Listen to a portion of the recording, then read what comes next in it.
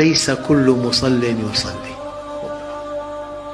إنما أتقبل الصلاة ممن تواضع لعظمتي وكف شهواته عن محارمي ولم يصر على معصيتي وأطعم الجائع وكسى العريان ورحم المصاب وآوى الغريب.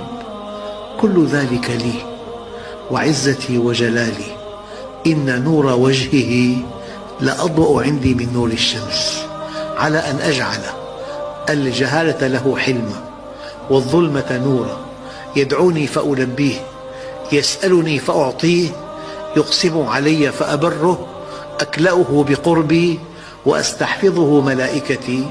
مثله عندي كمثل الفردوس، لا يمث ثمرها ولا يتغير حالها.